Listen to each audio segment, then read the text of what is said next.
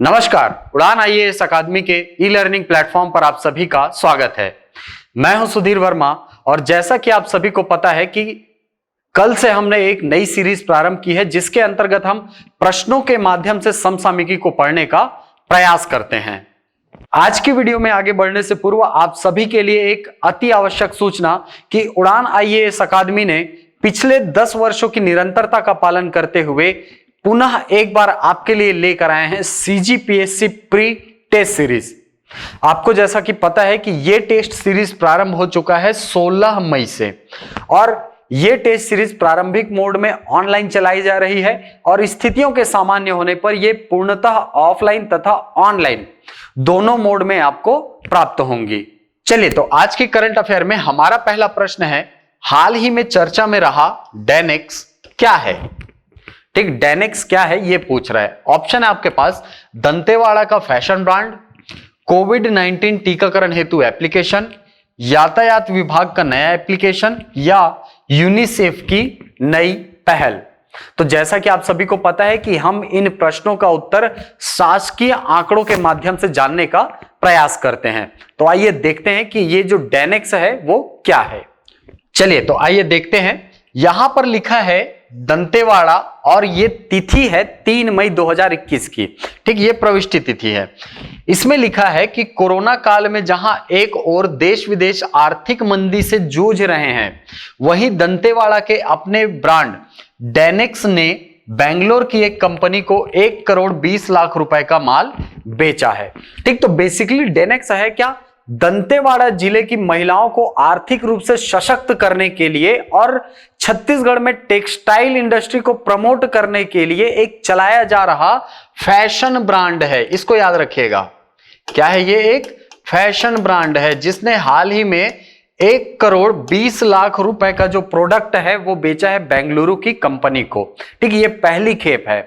ठीक, इसमें यहां पर आप पढ़ सकते हैं बीच में कि जिले के कलेक्टर श्री दीपक सोनी के मार्गदर्शन में आदिवासी बाहुल्य एवं नक्सल प्रभावित जिले की महिलाओं को यह सुनहरा अवसर मिला है। ठीक है, टेक्सटाइल इंडस्ट्री जो है छत्तीसगढ़ में नहीं है वैसे, ठीक, लेकिन यहां पर इसकी संभावनाओं को देखते हुए ये जो फैशन ब्रांड है इसको यहां पर प्रारंभ किया गया है। ठीक, तो यहां से आप समझ सकते हैं कि डेनेक्स क्या है? एक फैशन ब्रांड है। किस जिले का? दंतेवाड़ा जिले का। तो आइए चलते हैं वापस प्रश्न में। ठीक, तो यहां पर आप ऑप्शन में देख सकते हैं, ऑप्शन नंबर ए दंतेवाड़ा का फैशन ब्रांड। ठीक है, डेनेक्स क्या है? दंतेवाड़ा का फैशन ब्रांड है। ठीक, चलते हैं अगले प्रश्न की तरफ। चलिए, अगला प्रश्न है, राष्ट्रीय चिड़ियाघर दिवस कब मनाया जाता है? ऑप्शन है आपके पास 8 अप्रैल, 23 मई, 24 अप्रैल या 25 मई। तो इसको भी सरकारी वेबसाइट के माध्यम से जानने का प्रयास करते हैं। तो चलिए यहां पर देखिए, 8 अप्रैल 2021 की प्रविष्टि तिथि है। लिखा है कानन पेंडारी जू में मनाया गया राष्ट्रीय चिड़ियाघर दिवस। ठीक, राष्ट्रीय चिड़ियाघर दिवस मनाया गया कानन पेंडारी जू में। ठीक, राज्य के वन मंडल बिलासपुर के अंतर्गत कानन पेंडारी जूलॉजिकल गार्डन में आज 8 अप्रैल को कोविड-19 के मानक का पालन करते हुए राष्ट्रीय चिड़ियाघर दिवस मनाया गया। ठीक, इस प्रकार के प्रश्न आपको अमूमन देखने को मिलते हैं जिसमें एक विशेष तिथि को पूछा जाता है। बहुत सारे दिवस हमारे यहाँ मनाए जाते हैं, जैसे पर्यावरण दिवस हो गया, जैव विविधता दिवस हो गया। ठीक, इस प्रकार के बहुत सारे दिवस जो है हमारे यहाँ मनाए जाते हैं। तो उसी में एक है राष्ट्रीय चिड़ियाघर दिवस। ठीक, तो याद रखिएगा राष्ट्रीय चिड़ियाघर दिवस कब मनाया जाता है? 8 अप्रैल 2021 को। तो यहां से आपका आंसर क्या हो जाएगा? 8 अप्रैल, ऑप्शन नंबर ए। चलते हैं अगले प्रश्न की तरफ। चलिए, अगला प्रश्न है, होम आइसोलेशन के मरीजों के लिए ऑक्सीजन कॉन्सेंट्रेटर की घर पहुंच सेवा हेतु प्रारंभ किए गए अभियान का नाम क्या है? ऑप्शन है आपके पास oxygen on wheels, oxygen on door, घर भर ऑक्सीजन या ऑक्सीजन तुहर दुआर। तो इसको भी जानने का प्रयास करते हैं। चलिए यहां पर देखिए 1 मई 2021 की प्रविष्टि तिथि है। क्या लिखा है? मुख्यमंत्री श्री भूपेश बघेल ने रायपुर नगर निगम के ऑक्सीजन ऑन व्हील्स एम्बुलेंस सेवा और खाद्यान्न वितरण का किया शुभारंभ। ठीक, मुख्यमंत्री श्री भूपेश बघेल ने आज यानी कि 1 मई 2021 के दिन, ठीक है, ये भी आपको डायरेक्ट क्वेश्चन पूछ सकता है कि ऑक्सीजन ऑन व्हील्स प्रोग्राम जो है या ऑक्सीजन ऑन व्हील्स कार्यक्रम जो है ये कब प्रारंभ किया गया, कब किया गया? 1 मई 2021 को। ठीक, तो भूपेश बघेल जी ने आज रायपुर नगर निगम की 3 महत्वपूर्ण सेवाओं का शुभारंभ किया। उन्होंने ऑक्सीजन ऑन व्हील्स नाम से होम आइसोलेशन के मरीजों के लिए ऑक्सीजन कॉन्सेंट्रेटर की घर पहुंच सेवा, कोरोना मरीजों को घर से अस्पताल और अस्पताल से घर ले जाने के लिए निःशुल्क एम्बुलेंस सेवा और जरूरतमंदों के लिए निःशुल्क सूखा राशन वितरण कार्य जो है वो शुभारंभ किया है। ठीक, तो एक चीज यहां से आपको क्लियर होता है कि ऑक्सीजन ऑन व्हील्स क्या है। ऑक्सीजन कॉन्सेंट्रेटर जो होते हैं, ठीक है, आपको पता होगा कि अभी सेकंड वेव के अंतर्गत ऑक्सीजन की बहुत ज्यादा क्राइसिस हुई थी, ऑक्सीजन सिलेंडर की कमी हुई थी हमारे देश में।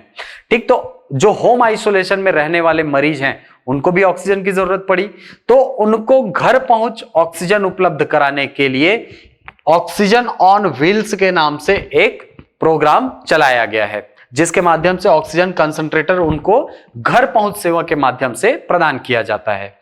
ठीक, तो यहां से आपका आंसर क्या हो जाएगा? ऑक्सीजन कंसंट्रेटर की घर पहुंच सेवा हेतु प्रारंभ किए गए अभियान का नाम क्या है? Oxygen on wheels. बहुत इंपॉर्टेंट है, याद रखिएगा। चलिए अगला प्रश्न है, रोको आउट टोको अभियान का लक्ष्य क्या है? ऑप्शन है आपके पास, नदी नालों के जल में अपशिष्ट बहाने से रोकना, दूसरा है चरवाहों को खुले में मवेशी चराने से रोकना, धान खरीदी हेतु कृषकों को प्रोत्साहित करना, या लोगों को कोविड के अनुरूप व्यवहार अपनाने और वैक्सीनेशन कराने के लिए प्रेरित करना या प्रोत्साहित करना। तो इसको भी जानने का प्रयास करते हैं। ठीक, यहां पर आप देख पा रहे हैं 9 अप्रैल 2021 की प्रविष्टि है। ठीक, क्या लिखा है कि मुख्यमंत्री श्री भूपेश बघेल जी ने यहां अपने निवास परिसर से रोको आउट टोको अभियान का शुभारंभ किया। कोविड संक्रमण रोकने, 100% टीकाकरण सुनिश्चित करने और लोगों में कोविड अनुरूप व्यवहार को सुनिश्चित करने के उद्देश्य से यह अभियान प्रारंभ किया गया है। ठीक, तो लक्ष्य क्या है इसका? लोगों में टीकाकरण के प्रति जागरूकता उत्पन्न करना, ठीक है, और दूसरा कोविड के अनुरूप व्यवहार करना। ठीक है, क्या होता है कि बहुत सारे लोग यहीं कहीं पर भी थूक देते हैं, ठीक है, कहीं पर भी कुल्ला करके थूक देते हैं, बिना मास्क लगाए घूमते, तो इन सारी चीजों को करने से रोकना लोगों को, ये इसका लक्ष्य होगा। ठीक, तो इसका आंसर क्या हो जाएगा? इसका आंसर हो जाएगा ऑप्शन नंबर डी, लोगों को कोविड के अनुरूप व्यवहार करना और वैक्सीनेशन कराने के लिए प्रेरित करना। बहुत इंपॉर्टेंट है, इसको भी याद रखेंगे। चलिए अगला प्रश्न है, वर्ष 2021 हेतु तेंदुपत्ता की संग्रहण दर रुपए प्रति मानक बोरा में क्या है? ठीक है, यानी कि प्रति मानक बोरा जो है कितना रुपया दिया जाएगा तेंदुपत्ता के लिए? ठीक, आपके पास ऑप्शन में है 3000 रुपए, 2500 रुपए, 4000 रुपए या 4500 रुपए। तो इसको भी जानते हैं। यहां पर आप देख पा रहे हैं, यहां पर लिखा हुआ है इस वर्ष राज्य में 16,71,000 मानक तेंदु बोरा के संग्रहण का लक्ष्य है। ठीक है, तेंदुपत्ता के संग्रहण का लक्ष्य है कितना? 16,71,000। कल की वीडियो में मैंने बताया था आपको। ठीक, इसके साथ ही इसका संग्रहण दर वर्ष 2021 में 4000 रुपए प्रति मानक बोरा है। ठीक है, यानी कि प्रति बोरा का कितना मिलेगा? 4000 रुपए। ठीक, तो आपका आंसर यहां से क्या हो जाएगा? ऑप्शन नंबर सी, 4000 रुपए प्रति मानक बोरा की दर से इसका भुगतान किया जाएगा। चलते हैं अगले प्रश्न की तरफ। चलिए अगला प्रश्न है, हाल ही में किन 2 स्थानों पर वायरोलॉजी लैब की स्थापना की गई है? ठीक, वायरोलॉजी लैब क्या होते हैं? वायरोलॉजी लैब वे लैब होते हैं जहां पर वायरस से रिलेटेड टेस्टिंग किए जाते हैं। ठीक, तो आपके पास ऑप्शन में क्या क्या है? दंतेवाड़ा और बस्तर, महासमुंद और बस्तर, रायगढ़ और बस्तर, कांकेर और महासमुंद। तो इसको भी जानते हैं, क्या है ये? ठीक, न्यूज है रायपुर का। लिखा है कि स्वास्थ्य मंत्री श्री टी.एस. सिंहदेव ने कांकेर और महासमुंद में वायरोलॉजी लैब का किया लोकार्पण। ठीक है, यानी कि कांकेर और महासमुंद ये 2 ऐसी जगह है जहां पर लेटेस्ट में एकदम नवीनतम क्या वायरोलॉजी लैब प्रारंभ किया गया है। ठीक, अब इन 2 वायरोलॉजी लैब को मिलाकर कुल 9 शासकीय लैबों में कोरोना के आरटीपीसीआर की सुविधा जो है वो उपलब्ध हो जाएगी। ठीक है, शासकीय बोल रहा हूं। ठीक, प्राइवेट तो खैर है ही, लेकिन शासकीय लैब कितने बोलेगा तो 9 है। कहां कहां पर है तो देखिए, सबसे पहले एम्स में है, एम्स रायपुर में है। उसके बाद जितने भी मेडिकल कॉलेज है, 6 मेडिकल कॉलेज थे हमारे यहां। ठीक, 6 मेडिकल कॉलेज। उसके बाद फिर 3 नए मेडिकल कॉलेज को अपने अनुमति मिली थी। कहां कहां पर? कोरबा, महासमुंद और कांकेर में। ठीक, तो इन 3 जगहों पर, ठीक है, इन 3 में से 2 जगहों पर वायरोलॉजी लैब जो है वो स्थापित किया जा रहा है। कहां कहां पर? कांकेर और महासमुंद में। ठीक, 6 मेडिकल कॉलेज कहां कहां पर है तो सबसे पहले आपको पता होगा, रायपुर में है, बिलासपुर में है, जगदलपुर में है, राजनांदगांव में है, रायगढ़ में है और अंबिकापुर में है। ठीक है, इन 6 जगहों पर क्या है? मेडिकल कॉलेज है। ठीक, तो यहां पर तो आरटीपीसीआर सुविधा उपलब्ध है। इसके अलावा कांकेर और महासमुंद में भी इसकी सुविधा अब दे दी गई है। ठीक, और एम्स में तो खैर है ही। तो इस प्रकार से कुल 9 शासकीय लैब जो है वहां पर कोरोना के, ठीक है, कोरोना के आरटीपीसीआर की सुविधा जो है वो प्रदान कर दी गई है। ठीक, चलते हैं अगले प्रश्न की तरफ। चलिए, अगला प्रश्न है, बीजापुर में नक्सल विरोधी अभियान के दौरान नक्सलियों द्वारा अपहृत जवान जिसे बाद में रिहा कर लिया गया का नाम क्या है?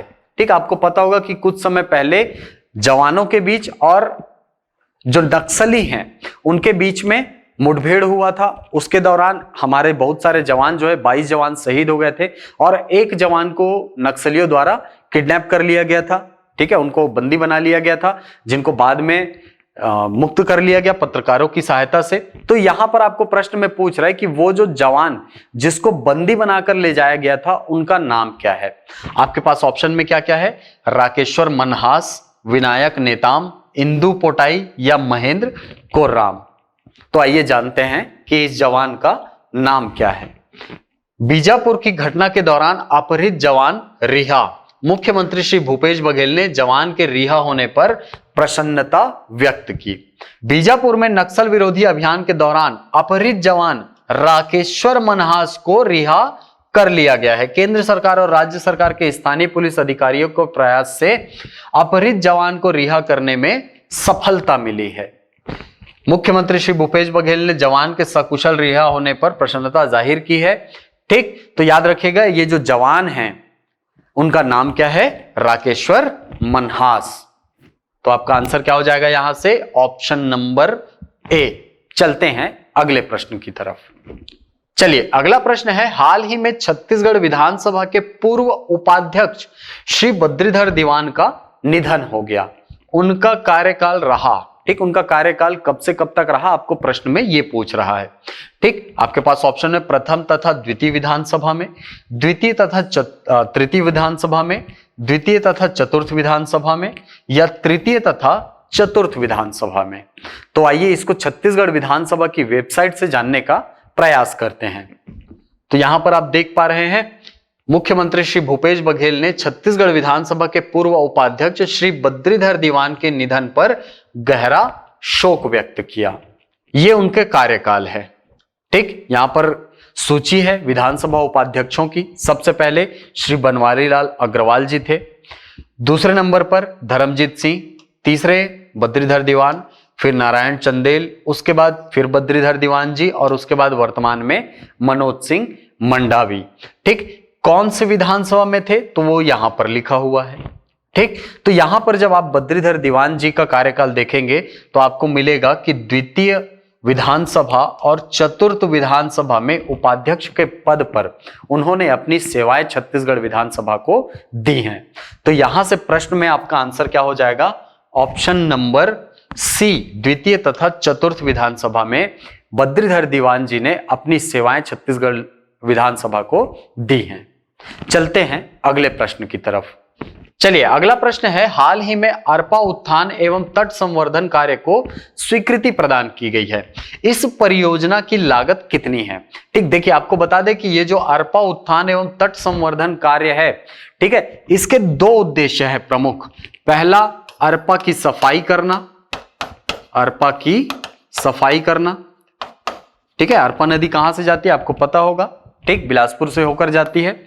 और दूसरा, अरपा में जो तट बने हुए हैं, ठीक है, जो जिसको हम लोग पचरी बोलते हैं, ठीक है, घाट, ठीक, घाटों की सफाई करना और घाटों का निर्माण करना, घाटों का निर्माण करना, ये दो मुख्य उद्देश्य हैं अरपा उत्थान एवं तट संवर्धन कार्य की। ठीक, तो इसके अंतर्गत अभी हाल ही में इसके संबंध में पैकेज जो है वो जारी किया गया है केंद्र राज्य सरकार के द्वारा। देखते हैं कितनी है वो राशि। चलिए, यहां पर आप देख पा रहे हैं मुख्यमंत्री 16 मई को अरपा उत्थान एवं तट संवर्धन कार्य का करेंगे शिलान्यास। मुख्यमंत्री श्री भूपेश बघेल 16 मई को दोपहर 12 बजे अपने रायपुर निवास कार्यालय में आयोजित वर्चुअल कार्यक्रम में बिलासपुर में 93 करोड़ 70 लाख, कितना, 93 करोड़ 70 लाख, ठीक है, इसको ऐसा लिख सकते हैं 93.70 करोड़, ठीक, रुपए की लागत से अरपा उत्थान एवं तट संवर्धन कार्य का शिलान्यास करेंगे। ठीक है, तो लागत कितनी है इसकी, 93.70 करोड़ रुपए। तो यहां से आपका आंसर क्या हो जाएगा, यहां से आपका आंसर हो जाएगा option number A, 93 crore 70 lakh रुपए। चलते हैं अगले प्रश्न की तरफ। चलिए, अगला प्रश्न है, कोविशील्ड वैक्सीन के प्रथम एवं द्वितीय खुराक के बीच न्यूनतम अवधि को 42 दिन से बढ़ाकर कितने दिन तक कर दिया गया है। ठीक, आपको पता होगा कि छत्तीसगढ़ में जो टीकाकरण है, ठीक है, वो 2 चरणों में प्रारंभ हो चुका है। एक चरण प्रारंभ हुआ है आपका जनवरी से, ठीक है, 16 जनवरी से ये प्रारंभ हुआ था, और अभी हाल ही में 18 से लेकर 44, ठीक है, ये यूं बोले कि 45 वर्ष की आयु तक के जो लोग हैं उनके टीकाकरण के लिए 1 मई से अभियान प्रारंभ किया गया है। और इसी के अंतर्गत आपको बता दें कि एक पोर्टल भी बनाया गया है, नाम क्या है उसका, CG टीका। ठीक है, इसके द्वारा आप रजिस्ट्रेशन करवा सकते हैं। ठीक, 16 जनवरी से जो चरण प्रारंभ हुआ था उसमें प्रेफरेंस दिया गया था 45 वर्ष से ऊपर के जो आयु वर्ग के लोग हैं उनके टीकाकरण को। ठीक, तो ये डेट आप याद रखिएगा, 16 जनवरी और 1 मई।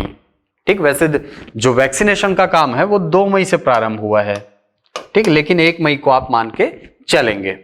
ठीक, चलिए, तो इसका आंसर जानने का प्रयास करते हैं। यहां पर आप देखेंगे कि कोविशील्ड के लिए पहली और दूसरी खुराक के बीच न्यूनतम अवधि 42 दिनों से बढ़ाकर 84 दिनों तक कर दिया गया है।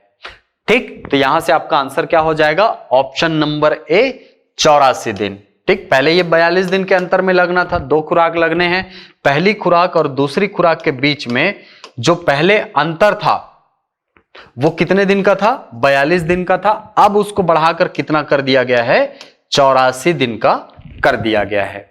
क्लियर। चलिए, तो अब आते हैं हमारे राष्ट्रीय समसामयिकी से जुड़े हुए कुछ तथ्यों पर। राष्ट्रीय समसामयिकी के अंतर्गत हमारा पहला प्रश्न है, भारत के नए मुख्य निर्वाचन आयुक्त कौन है। ऑप्शन है आपके पास, श्री सुशील अरोड़ा, श्री सुशील चंद्रा, श्री सुनील अरोड़ा, श्री मुकेश राउत। तो आइए जानते हैं कि भारत के नए मुख्य निर्वाचन आयुक्त कौन है। तो ये श्री सुशील चंद्रा, ये कौन है, हमारे भारत के नए मुख्य निर्वाचन आयुक्त हैं। ठीक, श्री सुशील चंद्र को भारतीय निर्वाचन आयोग में मुख्य निर्वाचन आयुक्त के पद पर नियुक्त किया गया है। ठीक, क्रम क्या है इनका, बहुत इंपॉर्टेंट, 24वें क्रम के ये इस पद पर पदाधिकारी हैं। ठीक, तो यहां से आपका आंसर क्या हो जाएगा, श्री सुशील चंद्रा। ठीक है, या सुशील चंद्र ऐसा भी दे सकता है ना, इंग्लिश में चंद्रा हो जाता है, हिंदी में चंद्र रहता है ये ऐसा। ठीक, चलिए चलते हैं अगले प्रश्न की तरफ। चलिए, हमारा अगला प्रश्न है, भारत के 48वें मुख्य न्यायाधीश कौन है। ठीक है, आपको पता होगा कि अभी हाल ही में जो सुप्रीम कोर्ट है उसके मुख्य न्यायाधीश की नियुक्ति की गई है। ऑप्शन है आपके पास, Shri NV Raman, Shri LV Raman, Shri SV Raman या श्री MV रमन। ठीक, बहुत कंफ्यूजिंग क्वेश्चन है ये। पहला है NV रमन, दूसरा है LV रमन, तीसरा है SV रमन और चौथा है MV रमन। तो आइए जानने का प्रयास करते हैं। तो यहां पर आप देख पा रहे हैं न्यायमूर्ति श्री नथालपति वेंकट रमन, इनको शॉर्ट में क्या बोलेंगे, NV रमन। ठीक है, इन्होंने पदभार ग्रहण किया है भारत के सुप्रीम कोर्ट में मुख्य न्यायाधीश का। ठीक, क्रम क्या है इनका, यह भी बहुत इंपॉर्टेंट चीज है, 48वें क्रम के हैं। 24 अप्रैल 2021 को इन्होंने पद ग्रहण किया है और शपथ ग्रहण कराया गया महामहिम राष्ट्रपति श्री रामनाथ कोविंद जी के द्वारा। ठीक, आप इमेज में देख पा रहे हैं, ये हमारे भारत के महामहिम राष्ट्रपति श्री रामनाथ कोविंद जी हैं और ये हैं भारतीय सुप्रीम कोर्ट के नए मुख्य न्यायाधीश। नाम क्या है इनका, श्री नथालपति वेंकट रमन। ठीक है, जिसको हम शॉर्ट फॉर्म में क्या बोल सकते हैं, NV रमन। तो यहां से आपका आंसर क्या हो जाएगा, Shri NV Raman, option number A। चलते हैं अगले प्रश्न की तरफ। चलिए, अगला प्रश्न है PM किसान सम्मान निधि योजना कब प्रारंभ की गई है। ठीक, ऑप्शन है आपके पास 24 फरवरी 2017, 26 फरवरी 2018, 29 फरवरी 2019 या 24 फरवरी 2019। चलिए, तो यहां पर आप देख पा रहे हैं, यहां पर कुल 3 जो डेटा है, ठीक, यहां पर कुल 3 स्लाइड्स जो हैं या 3 डेटा जो हैं वो आपको दिखाई दे रहे हैं। पहला जो सेक्शन है वो यहां तक है। ठीक, दूसरा क्या है, यहां तक का अपडेट है। ठीक, और तीसरा जो है वो ये है। ठीक, पहला है कि प्रधानमंत्री ने उत्तर प्रदेश के गोरखपुर से PM किसान योजना का शुभारंभ किया। कब किया, तो यहां पर आप डेट देख पा रहे हैं 24 फरवरी 2019 को। ठीक, इसका डेट याद रखिएगा, 24 फरवरी 2019, 24 फरवरी 2019 को ये योजना जो है वो प्रारंभ हुई है। नाम क्या है, PM किसान योजना। ठीक है, PM किसान योजना। अब दूसरा क्या है इसमें अपडेट कि प्रधानमंत्री ने जारी की PM किसान सम्मान निधि की 8वीं किस्त। ठीक है, 8वीं किस्त जो है इस सम्मान निधि के अंतर्गत जो जारी की जा चुकी है। ठीक, कब किया गया, 14 मई 2021 को। ठीक, लिखा क्या है कि प्रधानमंत्री नरेंद्र मोदी जी ने शुक्रवार को प्रधानमंत्री किसान सम्मान निधि योजना के अंतर्गत देश के 9.5 करोड़ से अधिक किसानों को आर्थिक लाभ की 8वीं किस्त जो है वो जारी कर दी है। ठीक, ये अपडेट है, बेसिकली इस योजना का अपडेट है ये। ठीक, तो यहां से आपका आंसर क्या हो जाएगा, आप देख पा रहे हैं 24 फरवरी 2019 को ये योजना प्रारंभ हुई थी। ठीक, तो आंसर क्या है, ये 24 फरवरी 2019। चलिए, अगला प्रश्न है मुख्यमंत्री एवं संबंधित राज्यों के सही सुमेलित कीजिए। ठीक है, या सही सुमेलित कौन कौन से हैं ये आपको पूछ रहा है प्रश्न में। ठीक, आपको पता होगा कि अभी हाल फिलहाल में 5 राज्यों में, ठीक है, ये यूं बोले कि 4 राज्यों और 1 यूनियन टेरिटरी जो है वहां पर विधानसभा चुनाव का आयोजन किया गया है। ठीक, तो वहीं से ये क्वेश्चन है। ठीक, आपको एक तरफ राज्य का नाम दिया है और दूसरी तरफ जो वहां के चीफ मिनिस्टर हैं उसका नाम दिया हुआ है। ठीक, तो सबसे पहले असम है, केरल, तमिलनाडु, पश्चिम बंगाल, पुदुचेरी। ठीक, नाम क्या क्या है, Shri Himanta Biswa Sarma, P Vijayan, Shri M.K. Stalin, Sushri Mamata Banerjee, Shri N Rangaswamy. तो इसका आंसर हमको आप कमेंट बॉक्स में बताइए। ठीक है, ये बहुत इंपॉर्टेंट है आपके लिए और जिनको नहीं पता है वो पिछली वीडियो जाकर देख सकते हैं। चलते हैं अगले प्रश्न की तरफ। चलिए, अगला प्रश्न है वैश्विक जलवायु जोखिम सूचकांक 2021 में भारत का स्थान क्या है। ऑप्शन है आपके पास 15वां, 16वां, 7वां या 8वां। तो जानते हैं इसके बारे में। देखिए, सबसे पहले आपको बता दें कि ये जो जलवायु जोखिम सूचकांक है ये जारी किया जाता है जर्मन वॉच के द्वारा। ठीक है, जर्मन वॉच जर्मनी की एक पत्रिका है, उसी के द्वारा इसको जारी किया जाता है। ठीक, और हाल ही में ये रिपोर्ट जो है वो जारी किया गया है। ठीक, तो इसमें लिखा है कि वैश्विक जलवायु जोखिम सूचकांक 2021 के अनुसार वर्ष 2019 में 10 सबसे अधिक प्रभावित देश थे। यानी कि सबसे ज्यादा जो पर्यावरणीय कारक से प्रभावित होने वाले, पर्यावरणीय कारक यानी कि तूफान हो गया, चक्रवात हो गया, ठीक है, वर्षा हो गया, इन सबसे ज्यादा प्रभावित कौन से देश हैं। तो सबसे पहला है Mozambique, Zimbabwe, Bahamas, Japan, Malawi, Afghanistan, Bharat, दक्षिणी सूडान, नाइजर और बोलीविया। ठीक, तो भारत का स्थान क्या है इसमें? 7वां है। ठीक, इसके ठीक पहले वाला जो रिपोर्ट आया था वर्ष 2020 वाला, ठीक है, उसमें भारत का स्थान क्या था? 5वां था। ठीक है, तो हमारे रैंक में सुधार हुआ है। ठीक, तो यहां से आपका आंसर क्या हो जाएगा? ऑप्शन नंबर सी, जलवायु जोखिम सूचकांक में भारत का स्थान 7वां है। तो आज की वीडियो में इतना ही। आपने इस वीडियो के अंतर्गत छत्तीसगढ़ के कुछ महत्वपूर्ण तथ्यों को देखा, साथ ही हमने राष्ट्रीय समसामयिकी के कुछ महत्वपूर्ण तथ्यों पर भी नजर डाला, जो आपके एग्जाम के लिए बहुत इंपॉर्टेंट है। आशा करता हूं यह वीडियो आपको पसंद आया होगा। मिलते हैं अगली कक्षा में, तब तक के लिए धन्यवाद।